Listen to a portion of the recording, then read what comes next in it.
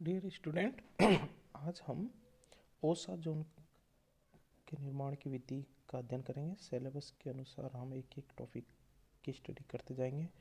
तो osazone formation, तो ये इसका निर्माण फेनिल हाइड्रोजन के साथ अभिक्रिया करके करते हैं।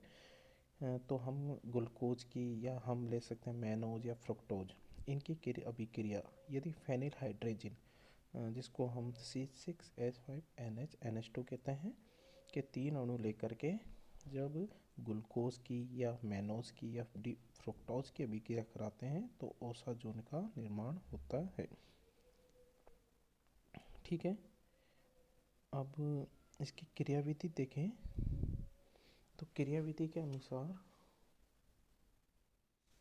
ग्लूकोज के साथ यदि हम इसकी अभिक्रिया कराएं, ग्लूकोज के साथ किसकी, फेनिल हाइड्रोजन, और हमको प्राप्त करना ओसाजोन, तो किस प्रकार से करेंगे। तो रिएक्शन को ध्यान से देखिए। हमने पहले लिया डी ग्लूकोज, ठीक है, इसकी अभिक्रिया हमने फेनिल हाइड्रोजन के एक अणु के साथ कराई। तो जो इसका एल्डिहाइड है ग्लूकोज का, वो किस में परिवर्तित हो गया, एमीन में, इमीन में। तो फेनिल हाइड्रोजन बनता है, क्या बनता है बच्चों, और फेनिल हाइड्रोजन, और किसका निष्कासन हो जाता है, जल के एक अणु का। फेनिल हाइड्रोजन का दूसरा अणु इमीन के समीपवर्ती एल्कोहलिक समूह को कार्बोनिल कीटो समूह में निम्नलिखित परिवर्तनों द्वारा इसको ऑक्सीकृत कर देता है। तो फेनिल हाइड्रोजन की चलावेता और एनिलीन के निष्कासन के पश्चात इमिनो कीटोन बनता है।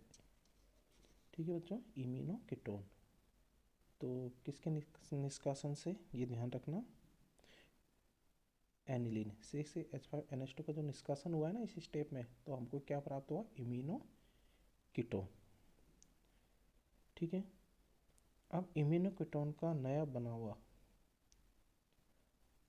कार्बोनिल समूह पुनः फेनिल हाइड्रोजन के तीसरे अणु से, अब यहाँ पर फेनिल हाइड्रोजन का तीसरा अणु काम में लेते हैं क्रिया करके। अब हमको क्या प्राप्त होगा, ओसाजोन, जिसको हम कहेंगे ग्लूकोसाजोन, और अमोनिया का निष्कासन होता है।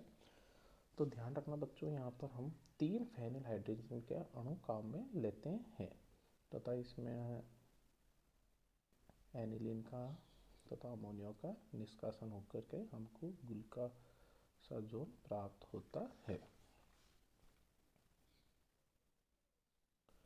अब ग्लूकोज तथा फ्रक्टोज में अंतः परिवर्तन, ध्यान देना बच्चों, inter conversion of glucose and fructose, मतलब ग्लूकोज का फ्रक्टोज में परिवर्तन होना, किस तरीके से परिवर्तन होता है। तो ये 2 पदों में परिवर्तित होती है, 2 नहीं बच्चों, ध्यान रखना ना, 3 पदों में। पहले पद में सबसे पहले देखो, फेनिल हाइड्रोजन के आदि के अधिक मात्रा के साथ जब ग्लूकोज अभिक्रिया करते हैं तो हमको पता है ग्लूकोसाजोन प्राप्त होता है, अभी हमने प्राप्त किया था। सेकंड पद में ओसाजोन तनु HCl से जब गठित होकर आसोन या ग्लूकोसोन में परिवर्तित हो जाता है, किस में परिवर्तित हो जाता है, ग्लूकोसोन में। थर्ड स्टेप में ग्लूकोसोन का जिंक तथा एसिटिक अम्ल से अपचयन कराने पर कीटोनिक समूह CO समूह की अपेक्षा एल्डिहाइड समूह शीघ्रता से CH2OH समूह में अपचयित हो जाता है। तो CO की तुलना में कौन CHO जल्दी अपचयित होकर के क्या बन जाएगा, CH2OH, तो हमको क्या प्राप्त हो जाएगा, फ्रक्टोज। तो बच्चों ध्यान देना, ये रिएक्शन कई बार एग्जाम में पूछी गई है, ग्लूकोज का फ्रक्टोज में अंतः परिवर्तन। तो ध्यान दे करके इसको अच्छी तरह से करना। ग्लूकोज को पहले हम आसोजन में परिवर्तित कर देंगे, फिर ग्लूकोसोन में करेंगे, और फिर इसका अपचयन होकर के जिंक एसिटिक एसिड की उपस्थिति में अभिक्रिया करा के फ्रक्टोज में परिवर्तित किया जाता है। ठीक है, अगला है एल्डो श्रेणी में आरोहण। अब इसमें एल्डोस श्रेणी में आरोहण। आरोहण का मतलब यह है कि हम इसकी श्रृंखला में एक कार्बन ग्रुप की समूह की वृद्धि कर दें तो क्या इसमें क्या होगा। तो फिशर संश्लेषण द्वारा एक एल्डोस की कार्बन श्रृंखला में एक असममित कार्बन बढ़ाया जा सकता है। तो इस प्रकार जैसे टेट्रोस को पेंटोस में, पेंटोस को हेक्सोस में परिवर्तित किया जा सकता है। साइनोहाइड्रिन का बनना, एल्डोस के कार्बोनिल समूह पर एचसीएन हाइड्रोजन साइनाइड के योग के फलस्वरूप एक नया असममित केंद्र उत्पन्न होता है जिसमें दो एपिमेरिक साइनोहाइड्रिन बनते हैं जिनमें C2 पर विन्यास भिन्न होता है। देखो बच्चों इधर ध्यान देना आप, हमने लिया इसमें पेंटोस, देखो CHO CHO3 5 कार्बन समूह पेंटोस, इसके हमने हाइड्रोजन साइनाइड से अभिक्रिया कराई तो क्या होगा, साइनोहाइड्रिन प्राप्त होगा। साइनोहाइड्रिन नया असममित कार्बन परमाणु कार्बन 2 उपस्थित हो जाएगा तो ये नया असममित कार्बन परमाणु साइनोहाइड्रिन प्राप्त हुआ। इसका हमने H2 हाइड्रोजनीकरण कराया PDBSO4 के पास तो हमको इमीन प्राप्त हुआ CHNH, और जब इसका जल अपघटन कराया तो हमको डी ग्लूकोज हेक्सोस प्राप्त हुआ। तो हमने पेंटोस से क्या प्राप्त कर लिया, हेक्सो, मतलब आरोहण। एल्डोस श्रेणी में आरोहण मतलब कार्बन बढ़ गया ना, पहले 5 कार्बन वाली श्रृंखला थी, अब कितनी हो गई 6 कार्बन वाली श्रृंखला प्राप्त होती है। ठीक है,